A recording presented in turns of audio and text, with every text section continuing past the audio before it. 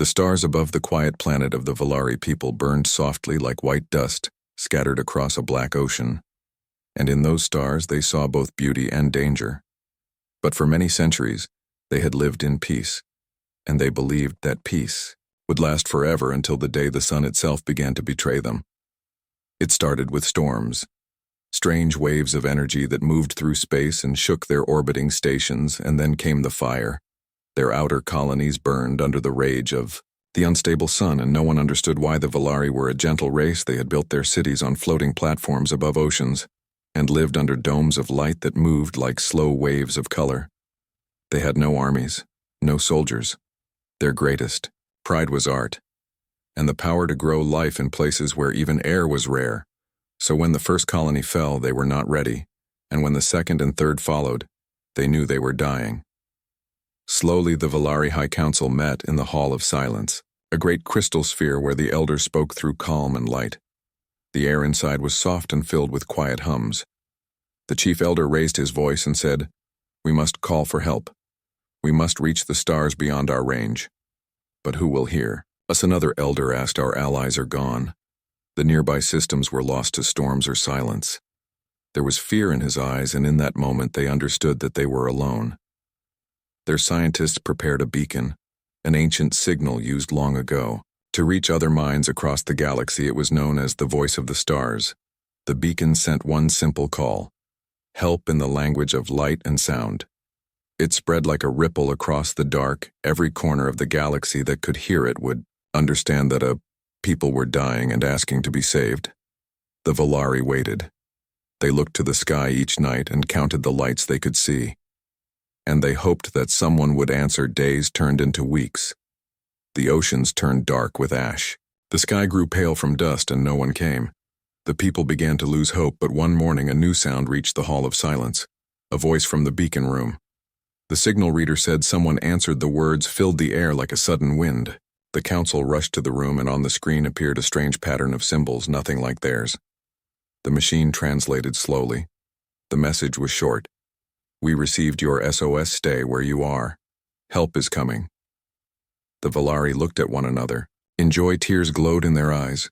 But then the young technician at the screen spoke softly. The signal came from a place far beyond the known maps, a world listed only as a death world. The word made the room cold. Deathworlds were legends, planets, where gravity crushed bones, where air itself was poison, where only the strongest or the mad could live. The Volari had heard stories of one such world called Earth. No one believed those stories were real, but the coordinates matched that name. The chief elder hesitated. "If this world sends help, then perhaps the stories are lies," he said, "or perhaps they are truth and we have invited death." Another elder whispered, "But what choice do we have? The others are gone." So they waited again, and time moved slowly through their suffering far away on the edge of the Milky Way. The humans of Earth watched the same message that reached the Volari command screens. It was faint, distorted by distance, but the meaning was clear. A species was dying under a collapsing star. The humans had changed since the old wars of their own world. They had become quiet watchers. They had learned from centuries of pain, and they no longer called themselves explorers. They called themselves survivors. When their deep Space Council studied the message, they found something the Volari could not see. There was another signal hidden behind the SOS, a trace of coded interference from a race known to humans as the Zath. The Zath were not known for kindness. They were harvesters of energy, and when they found a dying world, they came not to help, but to feed. The human commander stood before a dark screen, his uniform plain, his voice steady. He said, "Prepare the fleet. Not rescue ships, warships." And when an officer asked if they should send a message first, he replied, "No, we are not going as envoys. We are going as protectors. There is no time for talk." The order was sent across stations, and soon the great carriers of humanity left their docks, each one glowing faintly with the blue light of engines that could fold the very fabric of space as they traveled. The humans did not sing or celebrate. They moved in silence because they knew that every time they saved a world, it came with the cost of blood. The fleet broke through the silence of stars and moved toward the small planet that called for help. The Volari saw them before they could hear them. The night sky filled with fire, the shape of their ships cut across the clouds black and silver, and their engines burned bright like small suns. The Volari gathered in their open squares, their hearts filled with hope. They expected to see healers and builders. They expected gentle faces with open hands. Instead, what they saw were ships marked with strange symbols, the kind that spoke of battle and death.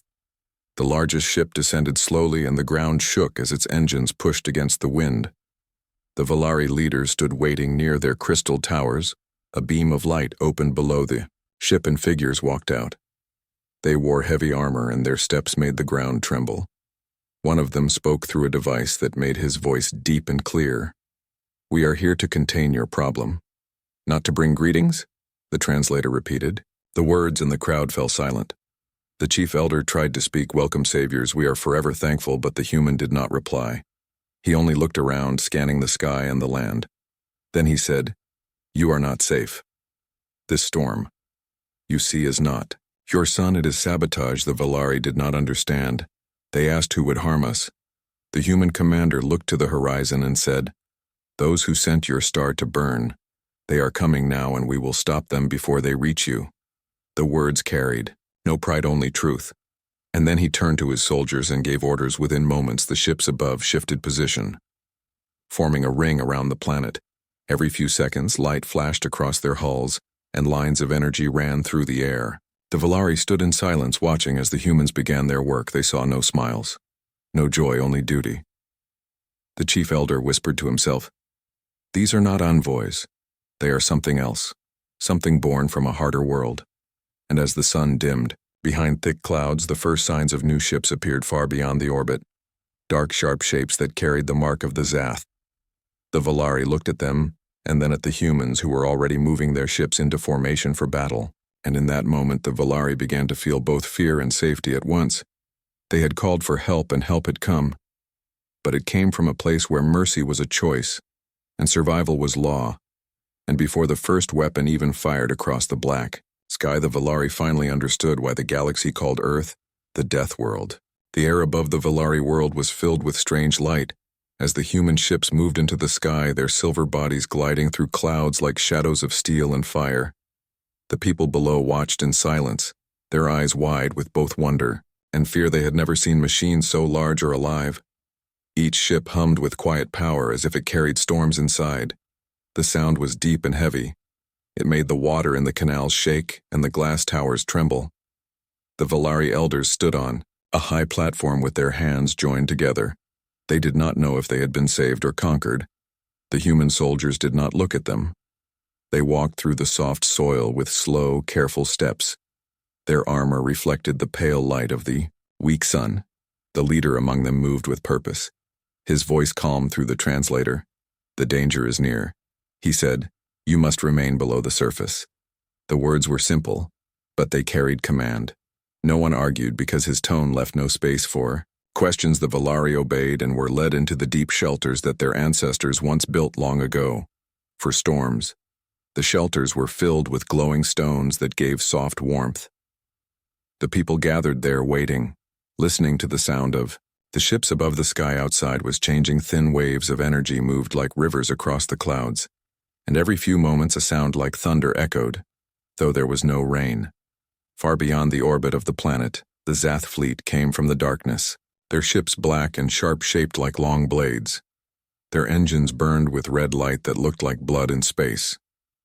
They had followed the distress signal, hoping to find easy prey. They did not expect resistance. They had already planned how they would feed on the energy of the dying sun and drain what was left of the Volari world. When their scanners caught the first signs of the human ships, they were confused. The readings were strange. The humans were using frequencies that the Deathw could not fully understand. When they tried to send a message, they received nothing. No sound. No answer. Only silence. And then the first human ship moved. A beam of blue light burst from its hull and cut through space. The Deathw ship at the front exploded, in silence, broken apart like glass in the dark. Before the rest could react, the humans had already fired again and again. Each strike was exact, not wild, not desperate, but cold and sharp.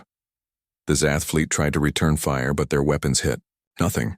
Because the humans moved faster than light allowed, it was like fighting shadows. The Volari inside their shelters felt the rumble through the ground. They looked at each other afraid. They asked the elders, "What is happening?" The elders did not know. They could only say, "The Deathworlders are fighting for us above the sky." The human commander watched the battle from his seat. His eyes steady, the officers reported the positions of the enemy, the number of ships destroyed. The commander did not smile. He only gave short orders, his face calm like stone.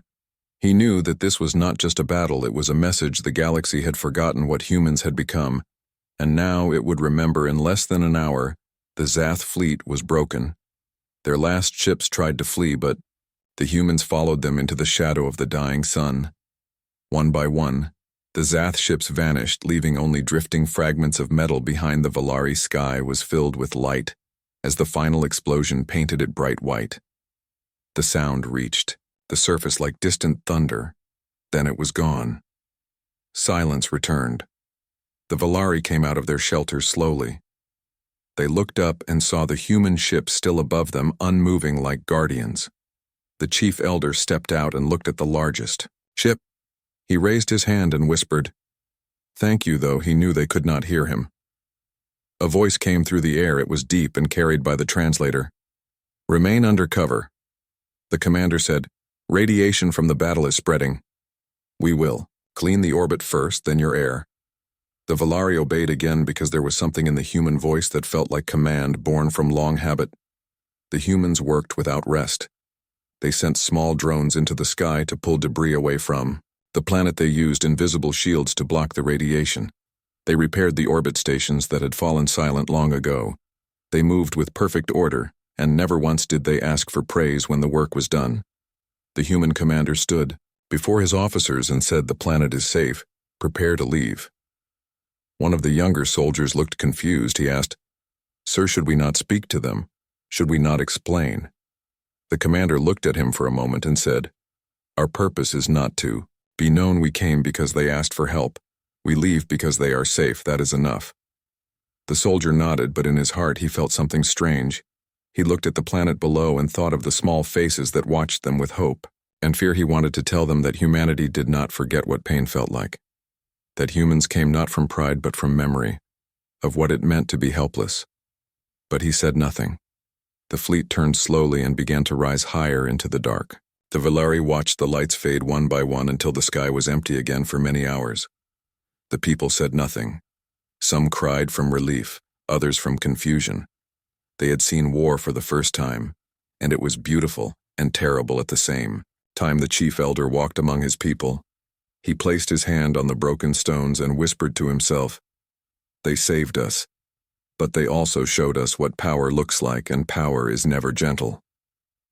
The oceans slowly began to calm. The air cleared. The sun grew stable again. The Volari scientists confirmed that the humans had done something to fix the burning star. Perhaps they used machines to draw away the unstable energy. No one knew for sure. Days turned into weeks, and the people began to rebuild. But in the quiet of night, many looked to the sky and wondered about the Deathworlders. They wondered what kind of world could create such beings who saved through destruction and left without a word. Far away, in the deep of space, the human fleet moved in silence. The commander sat alone watching the stars. He opened a small file on his console. Inside was the original SOS message from the Volari, the sound of their voices pleading for help. He listened once more, then closed the file and whispered, "May they never have to call again."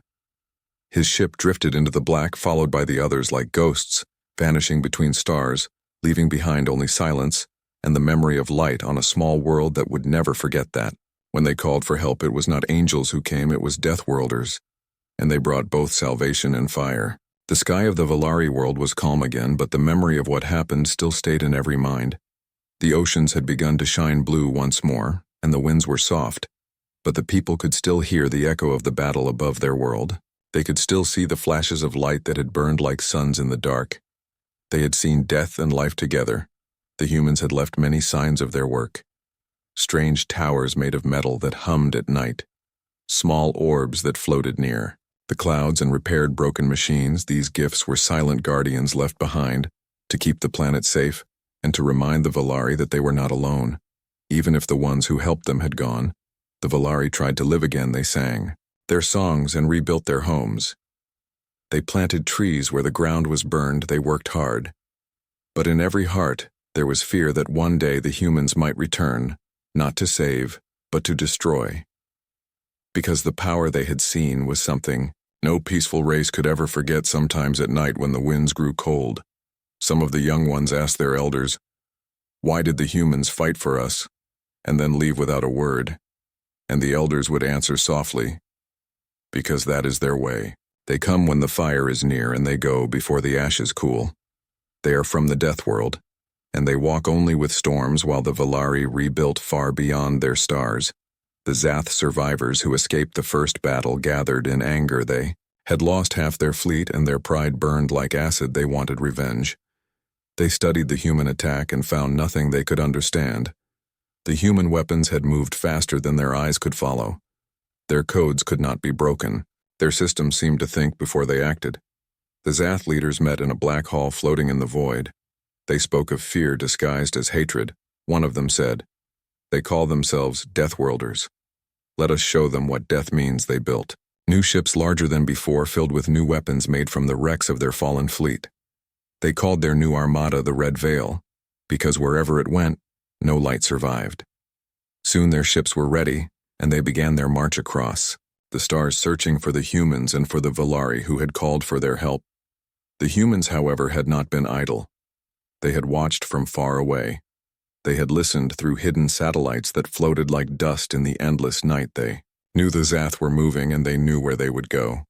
The commander who once saved the Volari stood again before his crew, his voice calm. "We finished one war, but the next has already begun." The officers around him nodded. They knew the Deathworlders did not wait for danger.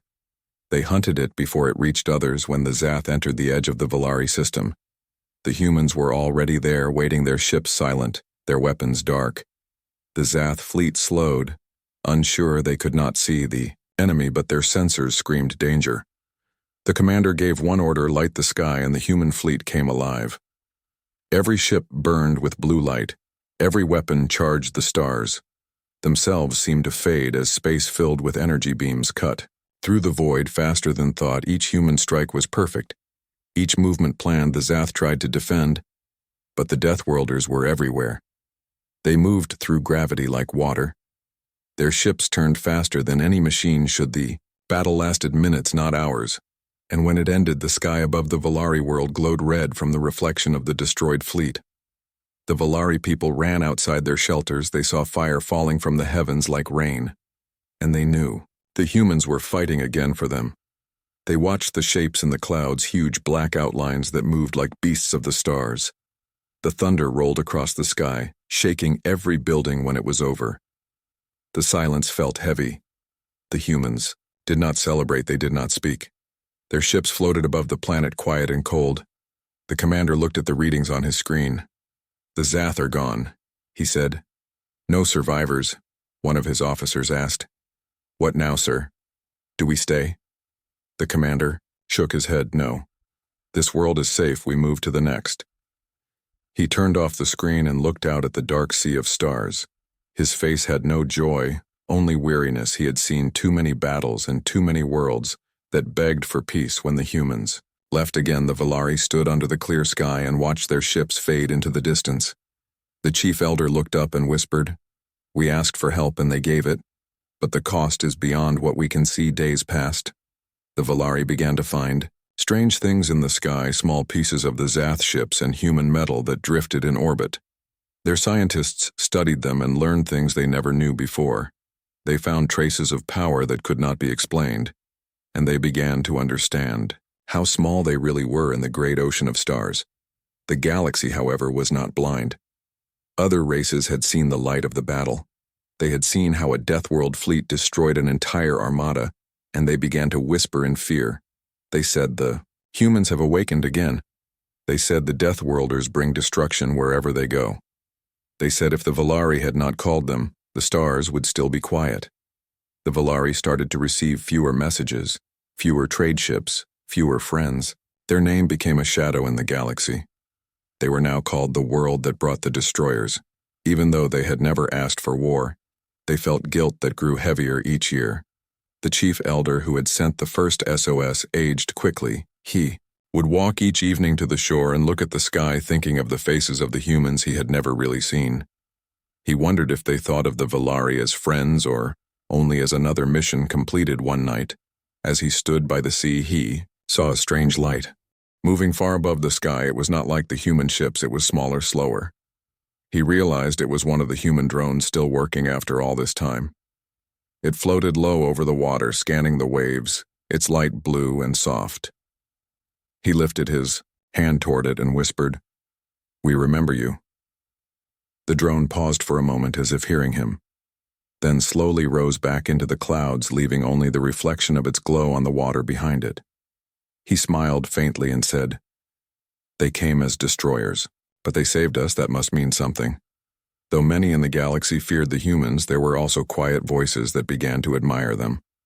Small races who lived on dangerous worlds and understood that survival was never gentle.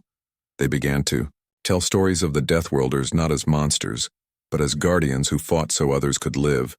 But the fear was stronger, and the Council of Stars declared a new law. No race was to contact Earth. No one was to answer their signals or send messages. Their name was marked as forbidden. The Volari heard this and felt pain. But they obeyed, for they had no power to fight such a decree still deep inside. They hoped that the humans would hear them again someday. Not because they needed saving, but because they wished to say thank you. But the Deathworlders never answered. They had vanished once more into the dark, leaving only the memory of their fire and the quiet lesson that peace is sometimes protected by those who have never known it. The years moved like soft waves over the Volari world, and the light of their sun returned to a calm, golden glow. The people had rebuilt their cities taller and brighter than before. But something had changed inside them. They no longer sang the same songs about peace because they knew now that peace was only safe when someone stood ready to protect it. They remembered the Deathworlders and what they had done. They remembered the power that had fallen from the sky and saved them from fire. But with that memory came fear, because other races in the galaxy began to turn away from them. Ships that once came for trade now passed by without stopping. Old friends closed their channels and offered no words of greeting. And when the Volari sent messages asking why, they received only silence or soft replies that said, "We cannot risk being seen." With those who called the destroyers, the Volari Council met often, and their faces grew tired. The chief elder, who was once young when the SOS was sent, had grown old, his hair white, his eyes dim. He sat in the hall of silence again and said softly, "We saved our people but lost our place among the stars." Another elder said, "Maybe it is better to be alone than to be afraid of those who judge." But deep inside they all knew that being alone in the galaxy was another kind of death, because no world could survive forever without others. The new generation of Volari children asked questions their parents could not answer. They had heard the stories of the humans, and they were filled with wonder. Some of them carved figures of the Deathworlders in stone. Others painted the ships that came from the dark skies. They called them the Silent Guardians. And though their elders warned them to be careful with such names, they still believed that the humans would one day return. But not everyone saw the Deathworlders as saviors. Many in the galaxy began to tell darker tales. They said the humans were not helpers but conquerors, who pretended to rescue and then vanished to plan something greater. They said Earth was building armies in the shadows and that the Volari were their first step. These stories spread faster than truth does soon. Even the kindest species avoided the Volari world. They stopped sharing maps and star routes. They stopped sending supplies until the Volari economy began to fall apart. The skies that were once filled with glowing ships became empty. Their ports were quiet, their traders gone. People began to whisper, in fear again, saying maybe the Deathworlders cursed us. Maybe their fire left a mark we cannot see. The chief elder felt the weight of every word. He walked through the empty markets and looked at the broken signs. He felt guilty, though he had only tried to save his people. At night he would stand at the shore and watch the stars, the same stars where the humans had come from. He whispered to the sky, "If you can hear us, we never meant for this." He hoped that maybe the humans had some way of listening, that maybe somewhere out there one of them would understand, but there was no answer. only the soft wind and the quiet sound of the waves. For many seasons, the Volari tried to reach out to other races to show that they were still peaceful, but every time they tried, someone reminded them of the fire that fell from the sky when they called for help. The galaxy now used the word Volari as a warning. It meant those who bring Deathworlders, and in the language of traitors that word closed. The younger leaders grew angry. They said we did not destroy anyone, we were saved and the galaxy should be thankful. But their words only brought more silence, so the Volari turned inward. They began to build new machines of their own learning. From the wreckage left in orbit, they studied the strange human technology, the drones and fragments they had once feared, and slowly they started to understand a little of the power that the Deathworlders used. They did not use it for war, but for survival. They made shields around their world so strong that no storm could ever touch them again. They created new engines that could travel faster than light, and yet they did not leave their home, because they knew the galaxy no longer welcomed. Then one quiet evening, as the stars began to rise, a sudden light crossed the sky. It was thin and red like a wound in the dark. The people looked up and pointed. The elders felt a chill because they had seen such light once before when the Deathw came. They ran to the observatories and opened the scanners. The readings showed movement far beyond the border of their system. Something was coming again. A swarm of machines, huge and countless, moving like a tide through space. It was not the Deathw this time, but something new, something older and colder. They called it the swarm of harvesters, and it moved through systems, leaving nothing behind. No sound, no light, just empty rock and dead stars. The Volari sent messages to nearby worlds asking for help, but no one replied. They begged the Galactic Council. But the Council said, "You brought danger once before, we cannot risk it again." The Volari understood then that they were alone once more. The Chief Elder, now weak and near the end of his life, gathered his people and said, "We can send another SOS, but it will not be to the Council. It will be to them," and everyone knew who he meant. Though no one dared to speak the name, the Deathworlders. The signal was sent again, the same beacon as before, the same ancient pulse that once reached the far edge of the galaxy. It carried only one word: help. And then they waited. Days passed, and the sky remained empty. The swarm moved closer. They could see it now through telescopes, millions of small shapes like living metal crawling through space, feeding on everything that shined. The Volari prepared their last defenses. But they knew they would not hold. The Chief Elder lay in his chamber, surrounded by soft light.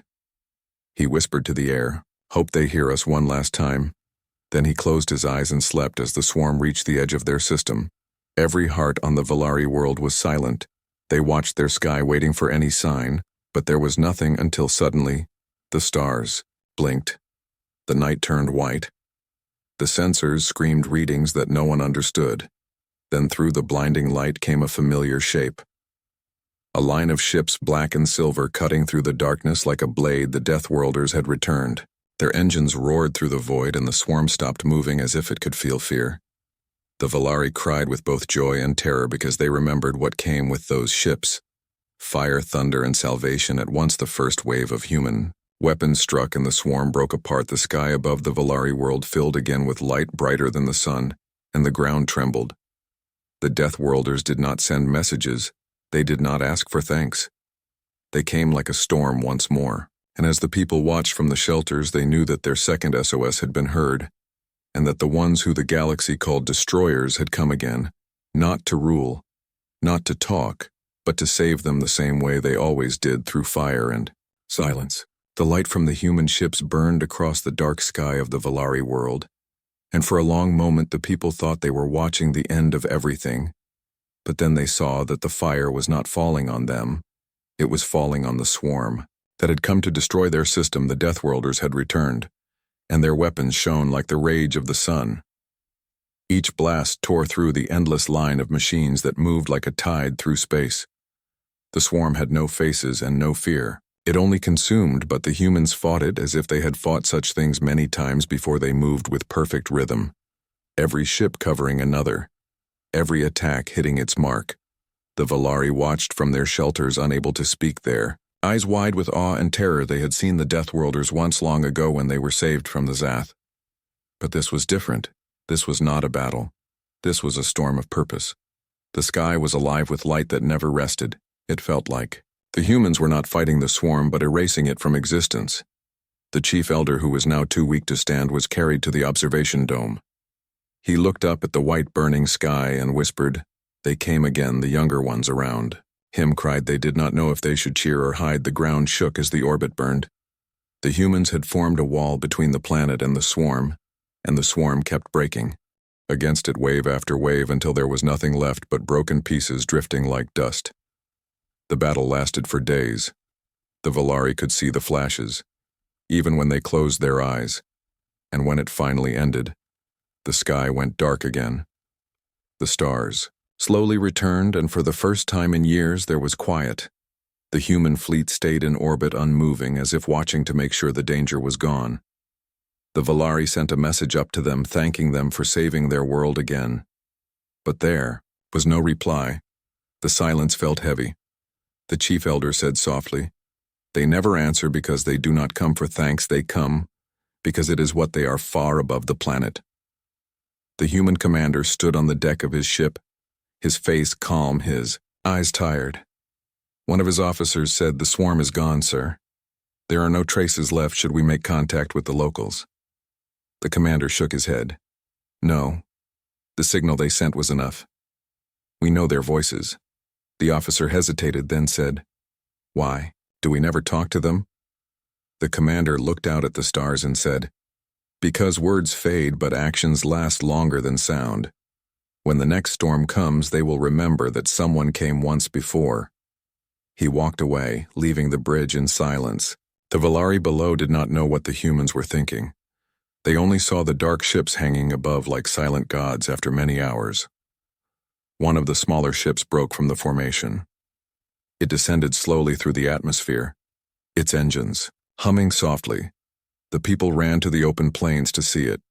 It landed near the great crystal towers, and the dust rose around it. A ramp opened, and from the light stepped a single human. He wore no armor, only a plain dark suit, his face calm, but his eyes old from seeing too much. He walked slowly toward the chief elder who had been brought there to meet him. The crowd stood far behind, too afraid to move. The translator device on the elder's wrist glowed faintly, and the human spoke through it, his voice deep and quiet. "You called again," he said, and we heard. The elder bowed his head, his voice shaking. "We thought you would not return." The human looked at the sky for a moment, then said, "Once a Deathworlder hears a cry for help, he never forgets where it came from." The elder nodded, his eyes filled with tears. "You saved us again, and you saved us when no one else would." The human smiled faintly. "Saving is just a word," he said. "What we do is stop what destroys before it spreads." The elder asked, "Why do you not stay? Why do you not speak to others? Why do you hide behind silence?" The human's eyes grew distant, because long ago we learned that when we speak, the galaxy listens with fear, and when we act, it remembers through survival. We do not ask for thanks because we are not heroes. We are what the universe made from pain. The elder lowered his head. He said, "You were called Deathworlders and Destroyers, and yet you have saved more than any of us." The human stepped closer and placed a small device in his hand. "This will protect your skies from any who come again. It will warn us if you ever send another call, though. I hope you never have to."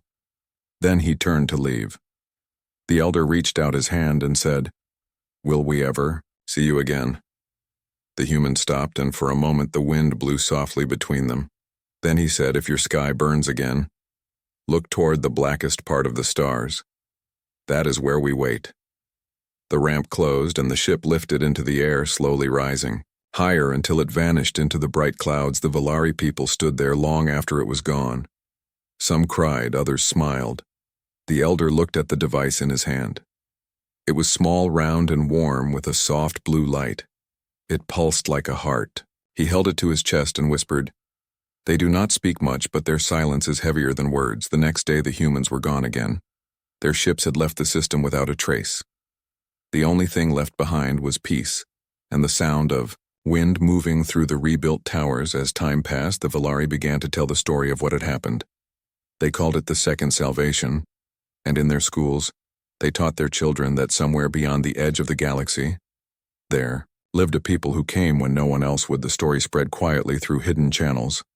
Because even though the Galactic Council had forbidden contact with Earth, no law could stop the whispers of those who still believed the story reached. Small mining colonies and forgotten outposts, and even the lonely traders who moved through the empty parts of space. They began to say, if the Deathworlders come, it means the end for monsters, not for us.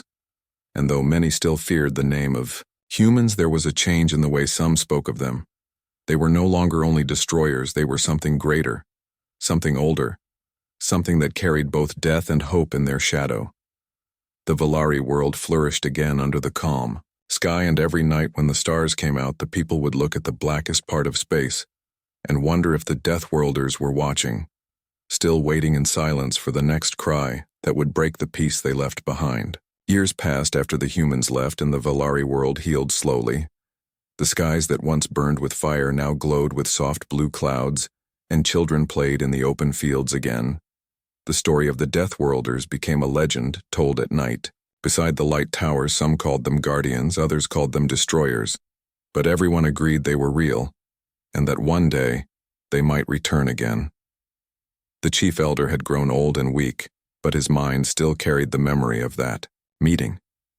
He often looked at the small round device the human had given him. It still glowed softly, pulsing like a sleeping heart. He kept it in the center of the Hall of Memory, where no one dared to touch it. The people had rebuilt their cities taller and stronger than before. They said that if danger ever came again, they would fight beside the humans, not hide behind them. But deep down they knew that the power of the Deathworlders was beyond their understanding. The peace lasted for many cycles, until one night the sky began to hum. It was not the sound of thunder. It was deeper, like something awakening from far away. The elder was in his chamber when the blue light on the device began to pulse faster. The guards called for him, their faces pale. The device, it is calling. They said the elder touched it gently. It was warm and alive. He whispered, "They are coming again." Outside, the stars seemed to move. The people gathered in the plain, staring upward. And then they saw it, a dark shape spreading across the sky, larger than anything they had seen before. It was not a fleet, it was one massive ship the size of a continent. It covered the stars and made the world beneath it dim. The elder felt both fear and hope. The voice from the translator device spoke the same deep human voice that had spoken years before. "This is a warning," the elder answered, trembling. "We are listening." The voice said, "A storm is coming, bigger than before. Not from the swarm, not from any enemy. You know it comes from beyond the edge of the map. It consumes stars and leaves nothing behind. You must prepare. But do not send your call again, because we are already here." The elder asked, "What is it?" The voice said, "Silence," and then it whispered, "The dark flow. The stars themselves are bleeding." Before the message ended, the light on, the device turned red. For the first time, the elder looked up. The human ship was still in the sky, unmoving, but silent. Then the world shook. A deep rumble rolled through the ground. The oceans began to rise and the air grew heavy, like the sky itself was bending open. Cracks of light appeared in the horizon, and strange shapes moved within them like shadows. From another reality, the people screamed, but before the cracks could grow wider, beams of light fell from the human ship, slicing the air in silence. The cracks closed one by one. The shadows screamed without sound and vanished. The elder fell too, his knees, tears streaming down his face. They were not just warriors, he whispered, they were protectors of everything. The next day, the sky cleared, but the stars looked different, dimmer, smaller, as if the battle had taken a piece of the universe. With it, the great ship stayed in orbit, unmoving for weeks. Then small drones descended to the surface, carrying devices that glowed with white fire. They placed them in the oceans, in the mountains, in the air itself, and then left. The elder watched them and understood they were sealing the world in a shield, something that would hide it from what was coming. When the last drone left, the ship finally moved. It turned slowly toward the black part of space. The elder raised his hand toward it and said, "May your path be clear." The human voice came one last time through the translator. "This world is safe now. Tell your children not to fear the dark, for we walk there so they can see the light." And then the voice faded. The ship vanished into the deep void and never returned after that day. The Volari world was different. No more invaders came. No signals from the council. No traders from other worlds. It was as if the planet had been erased from the galaxy. Only the stars remained, and the whisper of wind, the elder died many years later peacefully with the glowing device still beside him. His final words were, "They came when we called. They came when we were silent. They came when the stars cried. And they left us a world that breathes." Without fear, his students built a monument in his memory shaped like the old human ship. It pointed toward the dark part of the sky, and every year, the people gathered there to sing the song of the Deathworlders, which spoke of protectors who never asked for thanks and whose silence was louder than war beyond the edge of the galaxy. The humans kept moving from world to world, not as conquerors, but as watchers. The name Deathworlders had changed its meaning. Now it meant those who live through what kills others. Their ships grew stronger, their reach longer, and their silence deeper. They watched the rise and fall of countless species and never interfered unless the universe itself cried out. One day, a young human pilot looked at the long list of protected worlds and saw the name Volari. She asked the old commander, "Why do we keep watching them? They are safe."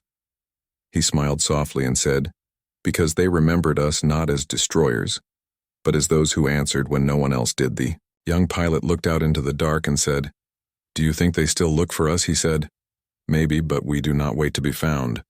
We wait to protect when the next storm comes. We will be there again."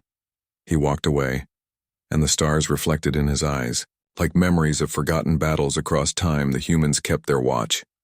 They traveled through black holes and dying suns, through systems that no longer had names, and whenever a distress signal was heard, even faintly, in the endless dark, they answered without hesitation. Sometimes worlds were saved. Sometimes only silence was left behind. But always the mark of the Deathworlders remained, a single light that never went out on Volari. The generations passed.